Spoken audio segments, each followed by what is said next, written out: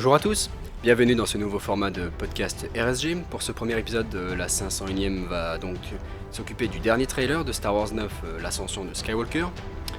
Nous allons l'analyser plan par plan et expliquer quelques possibilités, mais nous ne rentrerons pas pleinement dans les théories, nous garderons cela pour une prochaine vidéo. Donc, commençons. Le tout premier plan, c'est le logo, c'est un superbe logo, il n'a pas trop changé mais il est toujours très bien.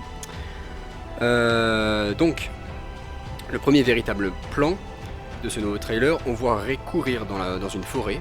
Elle laisse tomber un casque qui semble être un casque d'entraînement Jedi, assez similaire à celui que Luke utilisait dans le Faucon dans Un Nouvel Espoir. Mais c'est probablement une version plus récente, un peu, disons, mise à jour, puisque bon, ça se passe quand même 40 ans après, voire même un peu plus. La question à se poser, c'est où nous trouvons-nous, sur quelle planète? Alors, jusqu'à encore récemment, j'aurais associé les plans donc de forêt et les plans, disons, océaniques et les plans de mer où on voit les ruines de la seconde étoile de la mort. Parce que bon, je spoil pas ce trailer parce que c'est déjà dans les deux autres trailers qui sont sortis. J'aurais associé les deux puisque bon, on sait que la lune d'Endor était une lune forestière et on se doute que les débris de l'étoile de la mort, ils sont probablement tombés. Mais à ce jour, je dirais plutôt qu'on est sur Yavin 4 ou alors sur une nouvelle planète. Mais Yavin 4 rappellerait reviendrait aux fondamentaux en fait, et on aurait probablement des bases rebelles et ça serait probablement assez sympa d'y revenir. Donc voilà. Donc cet entraînement Jedi il se fait avec un droïde en fait, les droïdes d'entraînement exactement comme dans le 4. On la voit repousser un laser avec son sabre et puis après elle court sans son sabre. Et elle saute pour sauter au-dessus d'un ravin.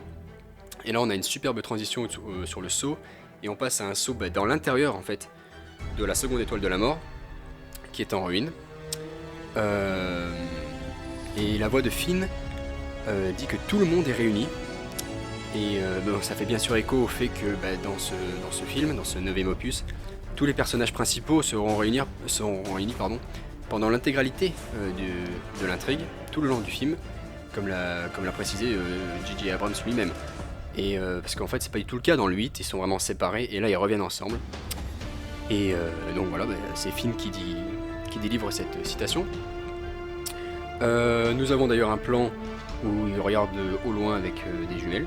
Vient ensuite un plan sur cette planète ou cette lune forestière, qui pourrait donc tout à fait être Yavin 4. Mais bien sûr, tout ça c'est pas confirmé. Et on a ensuite un plan d'un rassemblement de pilotes et de techniciens de la Résistance, avec ici au niveau probablement de la salle de briefing, nous avons Lando Calrissian. Cette scène fait bien sûr écho à la scène, désolé j'ai même pas fait exprès, mais à la scène de la base Echo sur Hoth dans l'Empire contre-attaque. Rassemblement de pilotes, briefing de Leia, bon en l'occurrence il n'y a pas de briefing de Leia, ou en tout cas je la vois pas, mais on voit Chewie, on voit Lando, on voit Poe, on voit donc Jana, on voit C3PO, et on voit donc un rassemblement de pilotes, parmi lesquels il pourrait tout à fait y avoir d'autres pilotes tels que Wedge Antilles par exemple, et on voit également un Mon Cala qui est Ackbar. Ce n'est pas l'amiral Ackbar qu'on connaît, c'est probablement son cousin je crois. Il est apparu il me semble dans un comics assez récemment, mais je n'ai pas lu cet épisode là.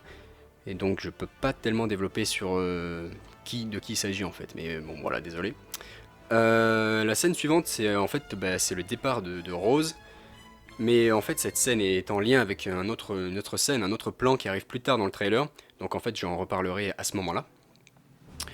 Et ensuite nous avons donc une citation, une phrase qui est dite cette fois par Poe.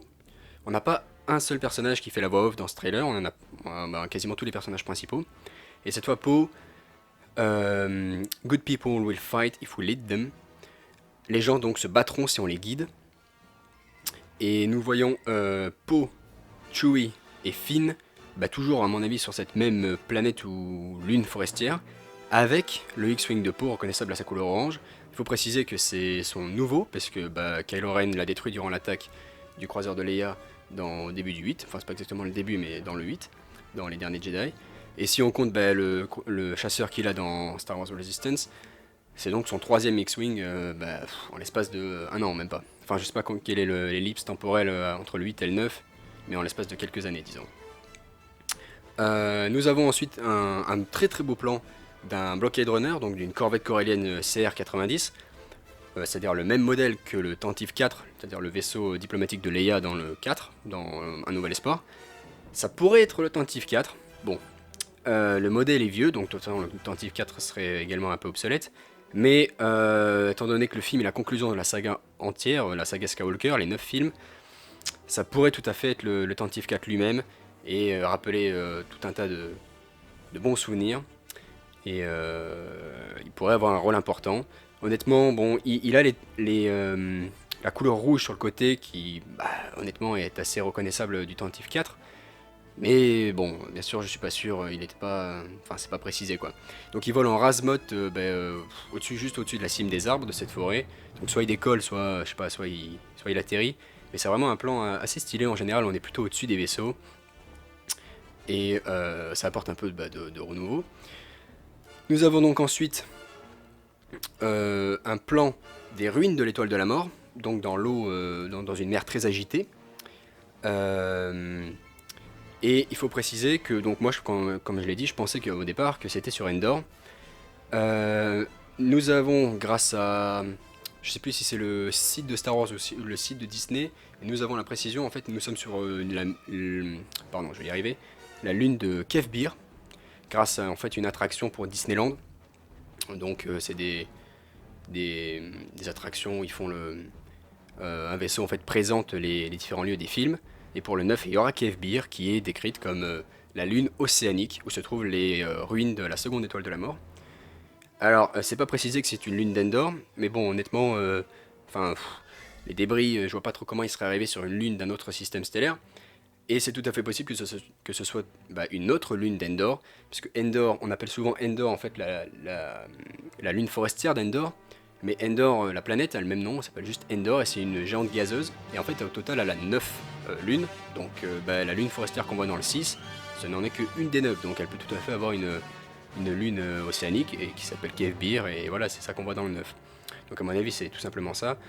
Donc en soi on n'avait pas totalement tort au départ quand la plupart des gens assumaient, pas assumaient, supposaient pardon, que c'était la lune forestière d'Endor qui avait une partie de la planète, une partie de la lune avait un océan.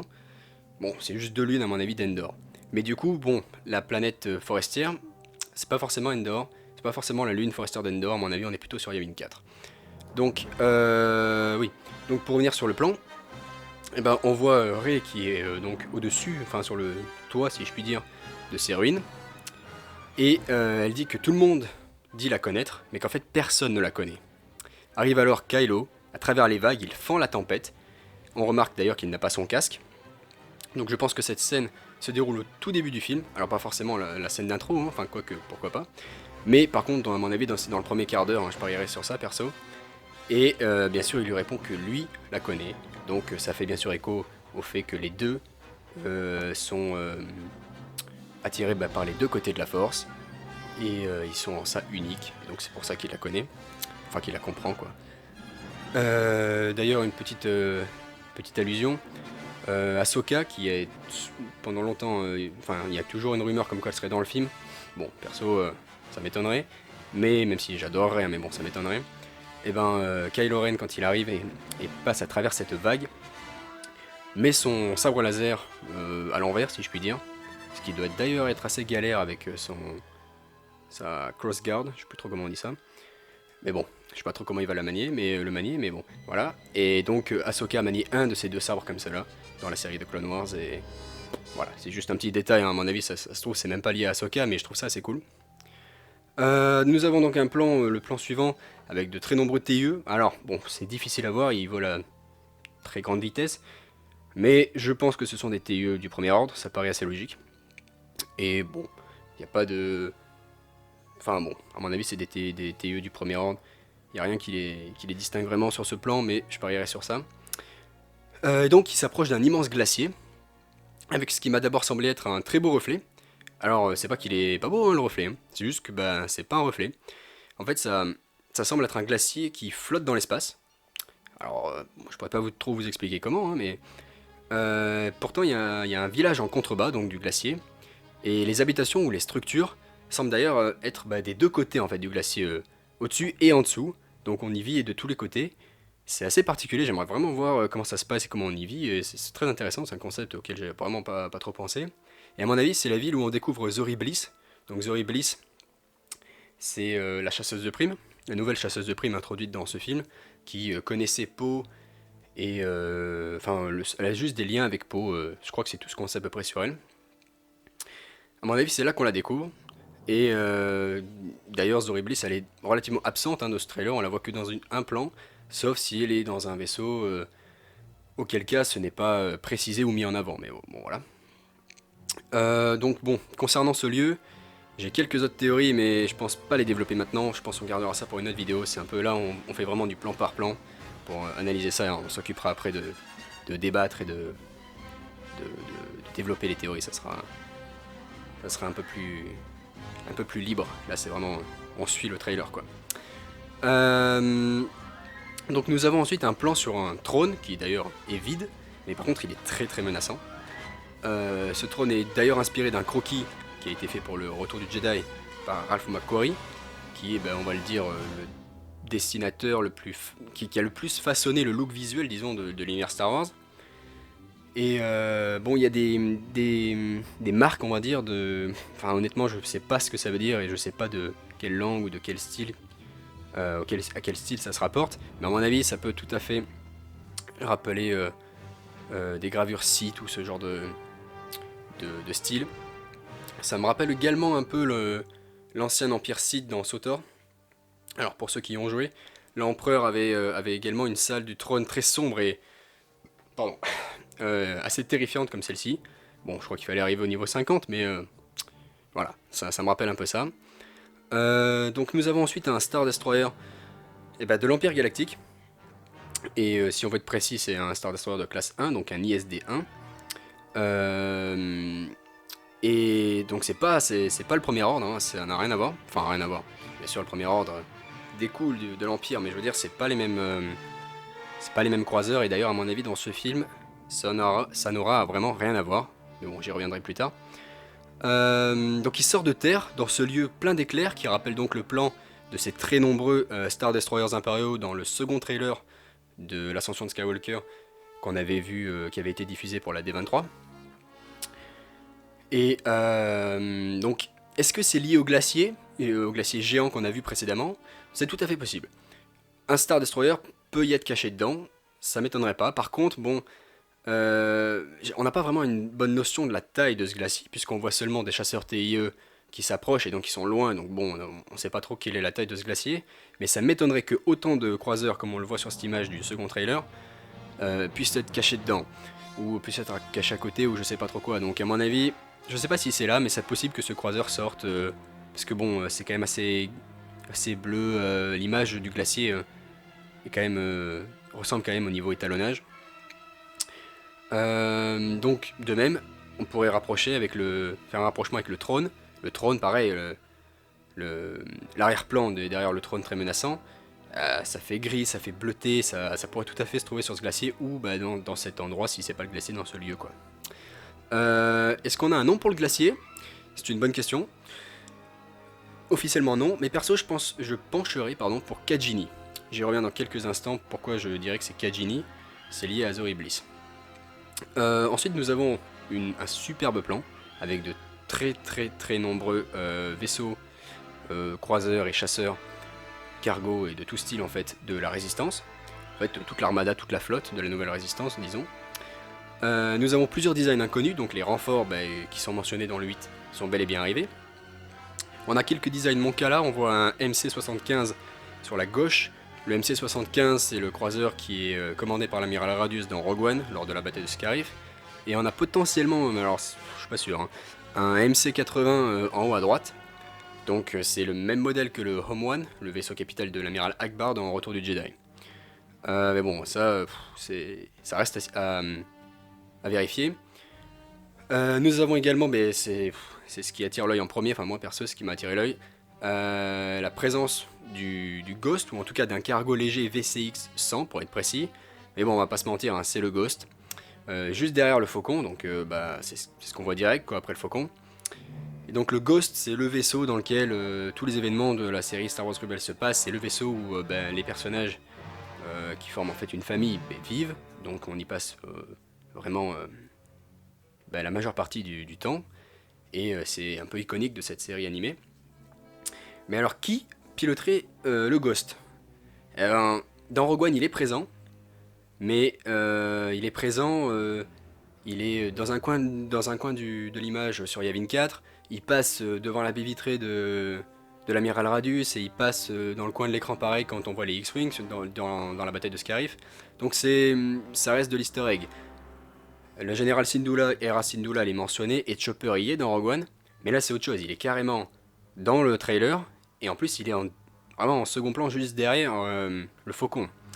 Est-ce que ça a une signification cette place? Est-ce que le fait qu'il soit dans le trailer signifie que l'équipage du Ghost va avoir une importance réelle et conséquente dans l'intrigue?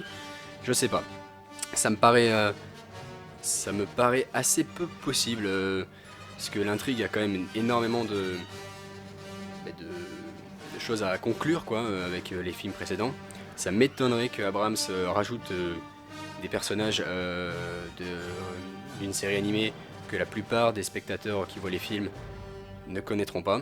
C'est tout à fait possible, hein, pour ceux qui n'ont pas vu Solo, désolé, petit spoil, mais il y a Maul qui fait une apparition quand même assez incompréhensible si on n'a pas vu la série de Clone Wars ou la série Rebels.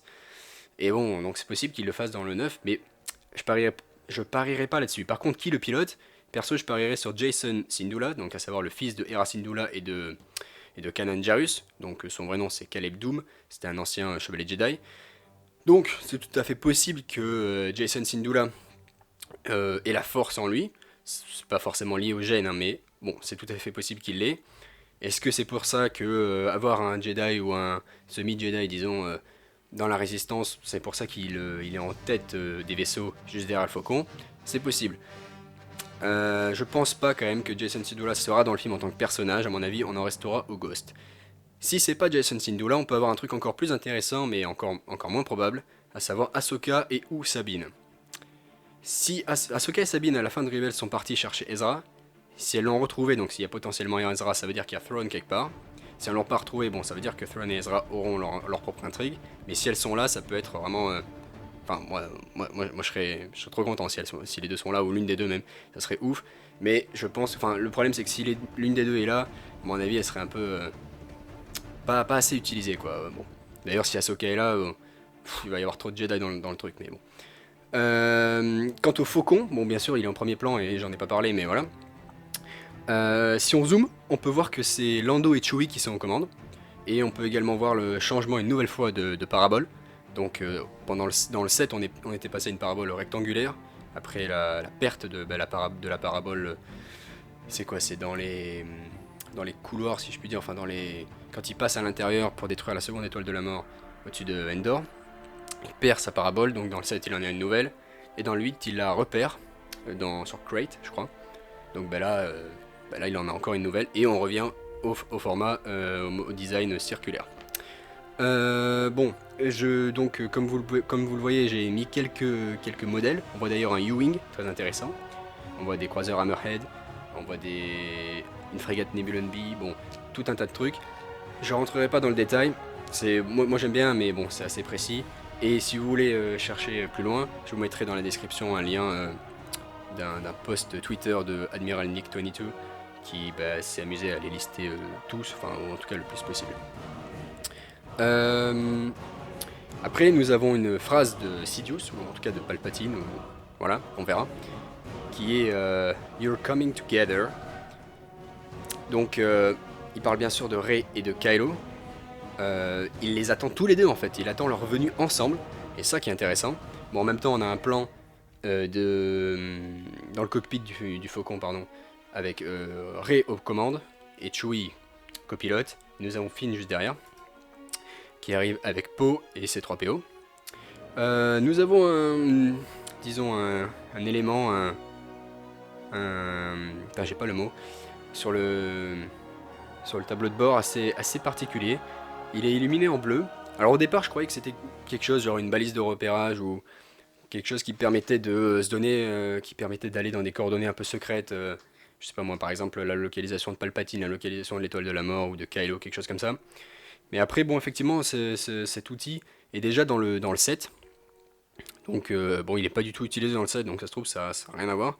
Il est juste pas allumé, enfin, il est pas en bleu dans le set, donc c'est pour ça qu'on l'avait jamais remarqué, enfin, que je l'avais jamais remarqué en tout cas. Est-ce que, bon, il est en bleu juste parce que là, ils l'ont mis en bleu et ça a rien à voir, ou est-ce que c'est une signification? Honnêtement, j'en sais rien. Donc, nous avons ensuite un duel entre Rey et Kylo sur les ruines donc de l'étoile de la mort. Nous avons donc des immenses vagues en arrière-plan. Enfin, à mon avis, ce duel va vraiment être très impressionnant. Mais du coup, comme je l'ai dit, à mon avis, ce duel n'est pas le duel final, hein. Le duel final sera, à mon avis, face à Palpatine. D'ailleurs, à mon avis, ce sera pas un duel, mais bon. Et à mon avis, cette scène donc entre Kylo et Rey se passe au tout début du film. Ensuite, on a un plan très court. Et donc, justement, la brièveté de ce plan est très intéressante. On est dans l'espace, on a un Star Destroyer impérial. Alors, là, c'est difficile de dire si c'est de classe 1 ou 2, mais bon. Et on peut supposer qu'en fait, il s'agit de l'un des Star Destroyers impériaux qui était équipé de ces immenses canons ventraux que l'on discernait dans le second trailer, et que l'on voit beaucoup mieux à la fin de ce nouveau trailer. J'y viens dans quelques minutes. Et vu qu'on voit un Star Destroyer de classe 1 sortir de terre plus tôt, on peut supposer que toute la flotte, toute cette flotte là de l'empereur est composée de Star Destroyer de classe 1. Ce qui peut en fait avoir son importance, car durant les années impériales, forcément on est passé à la classe 2. Donc s'il s'agit bien des classes 1, et si tous les croiseurs sont de classe 1, ça veut dire qu'en fait Palpatine avait ce plan bien avant en fait la perte et l'anéantissement de son empire. Est-ce que du coup ça serait lié à l'opération Cendre, qu'on voit dans la campagne de Battlefront 2, enfin du nouveau Battlefront 2? Ça reste à voir, ça reste à creuser. Moi je verrais bien un lien avec ça, mais je sais pas si le film mentionnera cette opération, c'est quand même assez... c'est lié au jeu, les films n'en ont absolument pas parlé, mais ça serait intéressant. Et du coup justement, ce plan est très très bref, et à mon avis la brièveté de ce plan, ça peut supposer que l'explosion, elle est importante, ou en tout cas c'est quelque chose de connu pour les fans et les spectateurs, explose. Alors honnêtement on dirait comme l'explosion d'une planète. Perso je serais pas trop fan pour encore une planète qui explose. Mais bon, de toute façon les canons ventraux, à mon avis, toute la flotte, ça doit probablement faire la puissance du tir de l'étoile de la mort. Donc c'est probable qu'on voit une lune, une planète exploser ou quelque chose comme ça, hein. Bon, sur le principe, encore une planète qui explose, je suis pas forcément fan. On verra comment ça arrive dans le contexte. Mais bon voilà, juste sur ce plan-là, je suis pas trop fou de ce plan. Ensuite, on a un plan, c'est quoi? C'est un speeder qui vole juste au-dessus des vagues, en approche des ruines de la seconde étoile de la mort. Il semble qu'il y ait que Rey qui pilote ce speeder. Et donc, oui, j'ai oublié de dire, Palpatine finit sa phrase, donc, le fait que votre venue ensemble, en fait, Kylo et Rey, ça sera votre perte. Donc en fait, ce qu'il veut, c'est les attirer tous les deux ensemble à lui. On verra peut-être plus tard pourquoi. Ensuite, on a toute une scène, en fait, enfin pas toute une scène, mais plusieurs plans à la suite sur ces 3 PO. Donc on voit un nouveau petit alien. Pour être honnête, j'ai oublié son nom. Qui en fait modifie les circuits derrière la tête de ces 3 PO. Et il y a Rey, Poe, Finn et Zori Bliss qui le regardent. Rey a l'air assez inquiète. Et les personnages, à l'exception de Zori Bliss, portent des gros manteaux. Donc je pense qu'on peut se trouver sur le Grand Glacier justement. Et c'est du coup pour ça qu'en fait je supposais que le Grand Glacier pouvait être Kajini, puisqu'on savait déjà, grâce à je crois que c'était un article d'Empire Magazine, un truc comme ça, que Zori Bliss se trouvait sur Kajini. Et donc ça me paraît assez logique de porter des gros manteaux et des gants dans le cas de Poe lorsqu'on se pointe sur un iceberg, quoi. Bon, je fais pas ça tous les jours, hein, comme vous en doutez, mais ça me paraît assez logique. Donc, pour revenir à 3PO, il dit qu'il regarde une dernière fois ses amis. R2 est bien présent à côté, hein, et ce sont les adieux de ces 3PO. Alors il va pas mourir à mon avis, hein. C'est juste, à mon avis c'est juste. C'est une reprogrammation du droïde. Pourquoi faire? Pour lui introduire un nouveau type de programmation, genre, je sais pas moi, un droïde de combat, ou simplement pour le faire passer pour un ancien droïde en relation avec les Sith peut-être. Je sais pas trop, en tout cas c'est sûr que c'est en relation avec ce plan du premier trailer où il a les yeux rouges. À mon avis, les yeux rouges, bien sûr, ça arrive après la reprogrammation. Et peut-être qu'il, je sais pas, il y aura un lien avec le fait qu'il porte des armes dans le trailer ou je sais pas trop quoi. Et on note également la présence d'un droïde séparatiste B1, donc de la Fédération du Commerce, juste derrière. Alors, est-ce que c'est un indice sur cette reprogrammation, ce que ça veut dire, ou est-ce que c'est simplement un easter egg? Ça reste à voir, et je sais pas du tout. À mon avis, ça reste un easter egg, je doute. Ça serait cool de voir une révolte, enfin en tout cas une armée de la résistance qui maîtrise les droïdes. Ça serait un, ça serait un bon rappel, puisque les séparatistes en soi c'est la résistance, hein, c'est la rébellion. Ça serait sympa, mais je pense que c'est juste là pour dire qu'on est dans un atelier de droïdes ou quelque chose comme ça. Nous avons donc ensuite le plan d'un abordage d'un Star Destroyer, ou je sais pas, d'une station en tout cas du Premier Ordre, à mon avis c'est un Star Destroyer. Nous avons Poe, Finn et Chewie, qui tuent donc 3 Stormtroopers du Premier Ordre, mais ce sont des Stormtroopers classiques, il faut bien préciser, et pas les Sith Troopers qui ont été, on va dire, très médiatisés. Les figurines sont sorties, ils ont fait des articles dessus. En fait, ils ont quasiment la même armure que les Stormtroopers classiques, ils sont juste peints en rouge, pour faire simple. Et donc, il y avait pas mal de débats sur qui sont-ils. Est-ce que Sith Trooper c'est lié au Sith, donc le seul Sith de l'histoire, c'est Sidious? Est-ce que Kylo Ren n'est pas un Sith, ou est-ce que vu qu'il a une armure, vu qu'ils ont des armures, pardon, des Sith je vais y arriver, du Premier Ordre, excusez-moi, il est un peu tard, du Premier Ordre, est-ce que c'est lié à Kylo Ren du coup?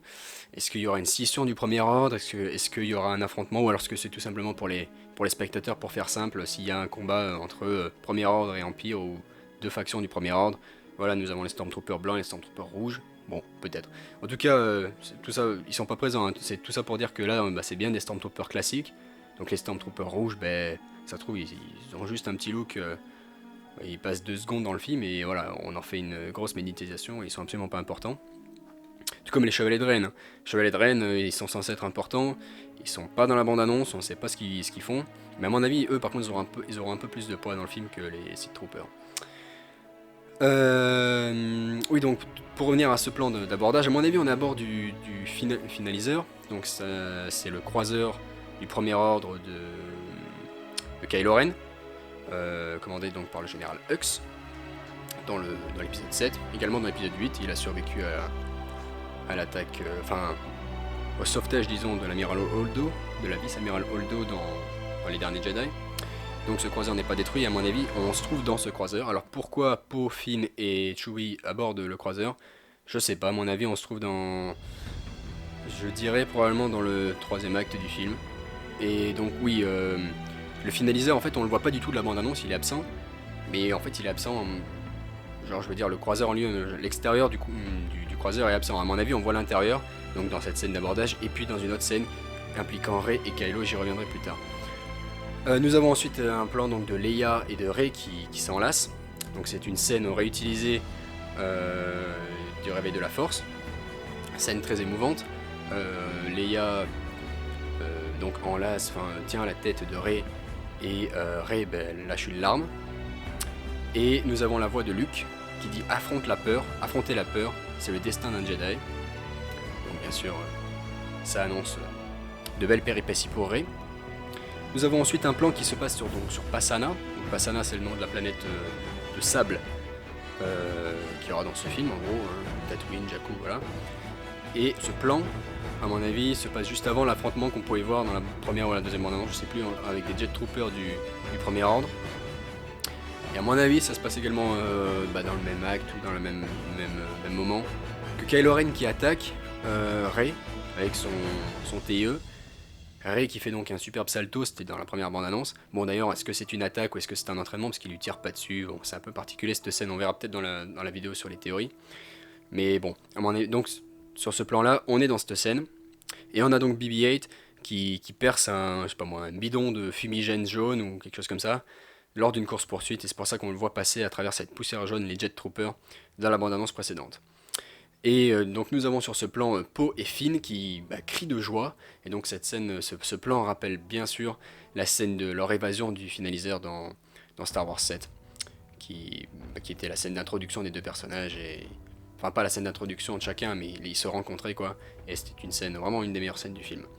Ensuite nous avons un plan très court sur Lando et Chewie qui pareil montre toute leur joie à mon avis, de retrouver le Faucon en action. Mais c'est un plan très court, pas grand chose à dire non plus sur ce plan. Ensuite, nous avons donc à mon avis, la bataille spatiale, la bataille finale du film, qui d'ailleurs, pour être plus précis, c'est une bataille qui implique bien des chasseurs et des croiseurs, mais qui se déroule pas dans l'espace. Donc sur ce plan, on voit un Y-Wing qui tire sur ce fameux canon ventral placé sous la coque des croiseurs impériaux. Donc à mon avis, ce sont des croiseurs de classe 1, on le voit à la tour. Et donc la question, donc on se trouve donc dans ce ciel très gris, donc où est-ce que ça se passe? À mon avis, tout ça c'est dans la question du lieu où est-ce qu'est le fameux trône et d'où sortent les fameux croiseurs. Bon, est-ce que c'est sur Kejini? Là pour le coup je suis pas sûr, mais en tout cas la bataille finale ne se déroulera pas dans l'espace, dans le ciel d'un lieu mystérieux on va dire. Et donc qui pilote cet Y-Wing? Eh ben, pour être honnête, la première fois que j'ai vu le trailer, j'ai cru que c'était Wedge Antilles. Donc, vous savez, l'ami de Luke, le pilote dans la trilogie originale. Et d'ailleurs, on s'attendait à ce qu'il fasse son retour dans l'épisode 7, mais bon, il n'était pas là. C'est dommage. Bon, pour le coup, c'était pas la faute des scénaristes et l'acteur qui voulait pas revenir. Il y avait des rumeurs comme quoi il aurait accepté de revenir cette fois pour le 9. Donc, c'est pour ça qu'en voyant un Y-Wing tout seul qui fait un acte assez, disons, courageux, je me suis dit voilà, c'est probablement lui, ou alors Poe, mais Poe est cantonné au X-Wing, bon, logiquement Wedge Antilles aussi, mais en faisant mes petites recherches, j'ai découvert qu'en fait c'était pas du tout Wedge, enfin je suppose, hein. Il se trouve que ça serait probablement Zorii Bliss. Alors pourquoi Zorii Bliss? Parce que tout simplement son set Lego, la boîte Lego pour le personnage de Zorii Bliss, va avec un Y-Wing à construire en fait. Donc je vois pas trop de raisons pourquoi mettrait un Y-Wing à une chasseuse de primes qui aurait, je sais pas moi, son propre vaisseau ou qui ne monte pas dans un seul Y-Wing de tout le film. Donc ça me paraît assez logique que ça soit Zorii Bliss. Mais bon, ça peut tout à fait être Wedge ou n'importe quel autre pilote, ça se trouve un gars qu'on connaît pas. Hein. Mais je parierais sur Zorii Bliss.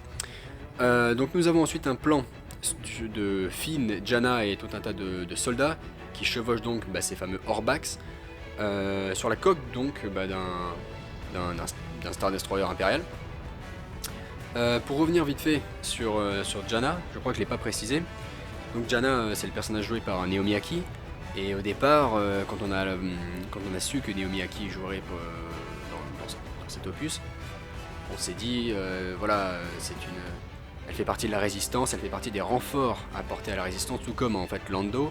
Donc c'est probablement sa fille. Ça apporterait un développement supplémentaire au personnage qui justement ne s'est jamais posé en fait, Lando. Mais finalement pas du tout.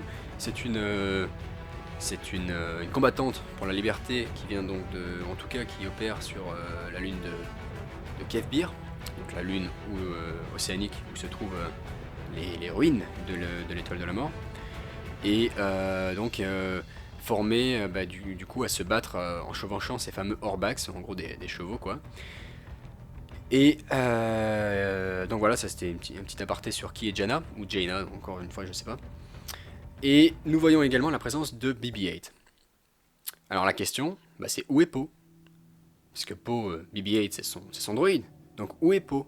Ouais, est-ce qu'il aurait, je sais pas moi, péri dans la bataille, ou dans une bataille précédente, avant la bataille finale, parce que bon, je suppose que c'est la bataille finale ça. On se pose la question. Parce que bon, ok, on voit pas Kylo, on voit pas Rey, mais on peut supposer qu'ils sont sur la planète ou dans ce lieu mystérieux, et qu'ils sont en train d'affronter Sidious par exemple.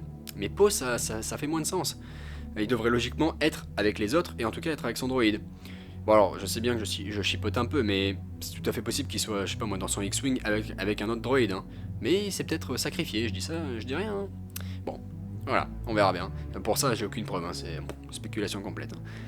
Hein. Donc pour revenir sur le plan, cette scène, à mon avis, est liée donc à la scène où l'on voit Rose partir je sais pas moi, d'un hangar, et on voit justement c'est des soldats et ces fameux Orbax embarqués dans un convoi, on va dire ça, on va dire un cargo.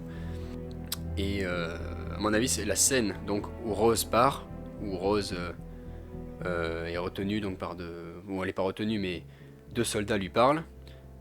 Et à mon avis, cette scène se passe juste avant le débarquement des Orbax sur la coque du Star Destroyer. Ces deux soldats d'ailleurs c'est pas du tout des soldats. L'un c'est le nouveau personnage joué par Dominic Monaghan. Alors je sais pas quel est son grade et je sais pas trop qui il est. Par contre l'autre, elle est jouée par Billie Lourd, donc c'est à savoir la fille de Carrie Fisher. Et elle est présente dans les deux autres films, 7 et 8. Et son personnage c'est le lieutenant Connix. Alors je crois que c'est lieutenant aux transmissions, un truc comme ça. Donc nous avons ensuite un très beau plan. Magnifique plan donc de Kylo et de Rey dans la salle du trône de la seconde étoile de la mort, donc là où Luke et Vador se sont battus devant l'empereur dans le 6. On note d'ailleurs que Kylo n'a pas son sabre allumé contrairement à Rey. Alors bon, est-ce que c'est avant le duel? Ça reste à voir. Est-ce qu'ils sont en train de discuter pour s'allier? Je sais pas. Nous voyons dans le plan suivant que Finn court sur les ruines de l'étoile de la mort. Il crie Rey, probablement pour l'avertir d'un danger imminent, comme je sais pas, par exemple l'arrivée de Kylo. Et on voit également Jannah juste derrière lui, qui du coup, bon, ça fait assez sens, puisque comme je l'ai dit, c'est une combattante de la liberté qui vient ou qui opère sur Kiev Bir. Donc bon, ça paraît normal qu'elle les accompagne. Le plan suivant est beaucoup plus intriguant. Nous avons Rey et Kylo qui coupent, ou en tout cas cassent, un hôtel où se trouverait, on suppose, c'est ce qui me semble en tout cas voir, le masque de Vador. Alors où est-ce qu'on se trouve? Un truc intéressant, ça serait le château de Vador sur Mustafar, ça serait vraiment ultra cool. Mais bon, perso, je pense pas qu'on se trouve sur Mustafar. Déjà, ça ressemble pas du tout au style du château de Vador. Et à mon avis, ça ferait perdre pas mal de temps à l'intrigue d'aller sur Mustafar, de revenir sur le château. Bon, ça serait intéressant, mais à mon avis, il n'y a pas le temps. Ça ressemble plutôt à une salle équipée, je sais pas moi, par l'armée impériale ou par le Premier Ordre. Donc je parierais plutôt sur une scène, une scène qui se déroule dans une pièce des quartiers personnels de Kylo sur le finaliseur, par exemple. Je rappelle que c'est le nom du croiseur du général Hux. Je crois que je l'avais pas dit avant, ou si je l'avais dit, bon, bah, je me répète. Et Hux, qui n'est d'ailleurs pas présent dans aucun des trailers, hein, je crois, jusqu'ici, dans aucun des trois. Est-ce que ça signifie que sa place dans le film sera amoindrie par rapport au 8? C'est tout à fait possible, car l'intrigue du film est déjà très chargée, et c'est peut-être pas nécessairement l'élément le plus important. Donc bon, à mon avis, on se trouve sur le finaliseur. Donc il casse cet hôtel, et on voit que Rey a une dague à la main, c'est une dague Sith. Effectivement, quand le trailer est sorti, de nombreuses personnes ont dit que c'était probablement la dague de Mortis. Alors Mortis, c'est le nom d'un vortex de la Force. Bon, il y a tout un arc dans la série Clone Wars. Je vais pas raconter tout l'arc, mais en gros, il y a une dague, et portée par le fils, je crois. Et il se trouve que c'est pas du tout la même, hein. Elle est bien plus grande, elle a pas le même design.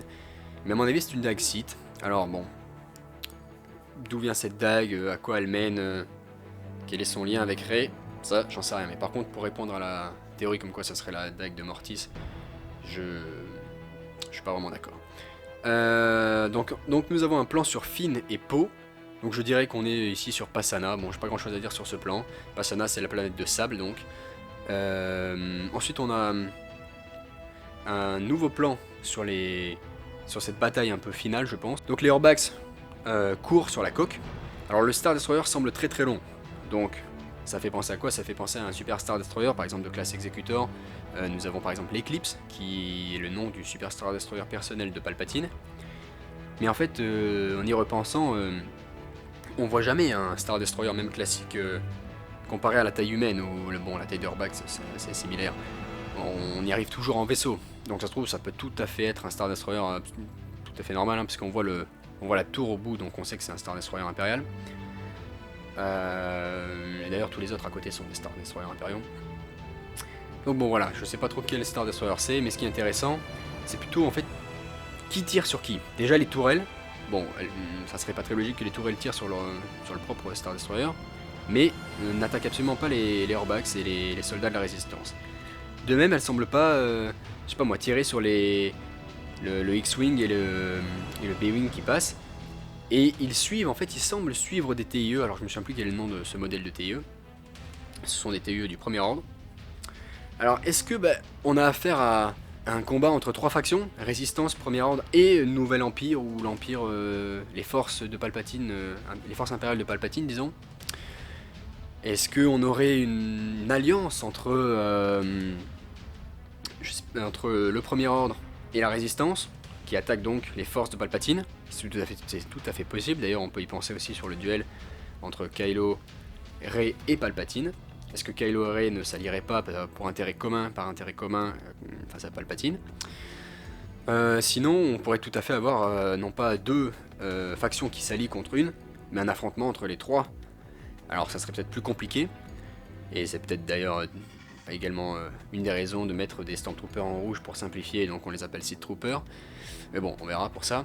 Et un affrontement non pas Résistance et Premier Ordre contre Empire, mais Résistance contre Premier Ordre contre Empire. Les trois s'affrontent. Ça reste à voir, mais en tout cas ce plan est intéressant parce que ça colle pas au niveau du combat. On n'a pas l'impression qu'ils se tirent dessus tous, et c'est assez bizarre. Ils tirent juste au fond, quoi, au fond en arrière-plan, sur des croiseurs au loin. On sait pas trop pourquoi ils tirent pas sur les chasseurs. Donc voilà, je voulais juste parler de ce petit détail. Donc ensuite nous avons un plan assez rapide sur Kylo avec une sorte d'éclair derrière et un reflet jaune brillant sur son visage. Alors très honnêtement, je n'ai pas la moindre idée de quoi il s'agit, donc je passe vite sur ce plan. Ensuite on a un plan sur Rey, donc avec des éclairs pareil en arrière-plan, mais c'est pas le plus important. Le plus important c'est bien sûr le trône en fait, ou en tout cas c'est un siège on va dire, qui se trouve devant elle avec une figure qui fait bien sûr penser à Sidious. D'ailleurs c'est très probablement lui. Mais alors pourquoi il a cette sorte de siège qui on dirait le maintient en vie, ou en tout cas quelque chose pour sa santé. Peut-être qu'il est très très faible et qu'il a besoin d'attirer Rey et Kylo pour avoir assez de puissance dans la force et je sais pas moi, aspirer leur force et justement les retourner. Et donc on aurait potentiellement Dark Rey comme ça, pour les contrôler en fait, plus que les retourner. C'est possible. Ou alors, il se pourrait que, en fait, puisqu'on voit jamais son visage. Pourquoi on voit jamais son visage? Il se pourrait que ce soit pas Palpatine. Ça pourrait être Sidious, mais pas Palpatine, pas le même visage. Un clone où il a transféré son visage, ou en tout cas son visage a changé. Ou alors, par exemple, bah c'est pas lui. Et nous avons un hologramme, comme dans le cas, comme on l'avait vu avec Iden Versio dans la campagne de Battlefront 2 pour l'opération Cendre. Ça ferait quand même pas mal de liens avec l'opération Cendre. Ça serait intéressant. Ou alors ça peut être, comme je l'ai dit, pas son visage, et par exemple Matt Smith, puisque Matt Smith, je vais y arriver, on sait pas trop ce qu'il joue encore. Ça serait intéressant. Sinon on a toujours ce rire, bien sûr, unique et iconique, vraiment la marque de Palpatine, on va dire ça. Outre ses manipulations, bien sûr. Et on finit sur un plan qui fait très Jedi, un lame bleue, un visage de Rey qui semble vraiment très très calme, et une phrase de Luke, la force sera avec toi, et Leia qui rajoute toujours. Et donc le dernier plan sur Rey avec un bleu parfait, qui finit donc sur le côté lumineux de la force, et donc sur une note très positive. Voilà, donc je suis pas rentré vraiment dans les détails, j'avoue que peut-être que des fois je me suis un peu perdu sur l'explication des plans, parce que j'ai envie de parler des détails, j'ai vraiment voulu me cantonner, on va dire, au plan par plan, et on fera un débat un des prochains jours, justement sur les théories, rien que par rapport à ce nouveau trailer, ou peut-être par rapport aux 3 trailers, entièrement centrés sur l'ascension de Skywalker, qui d'ailleurs il va falloir expliquer ce titre, mais bon, il y a plein de théories sur ça, ça va être très intéressant, et j'espère que ça vous a plu. Je vous souhaite une bonne journée ou une bonne soirée, et que la force soit avec vous.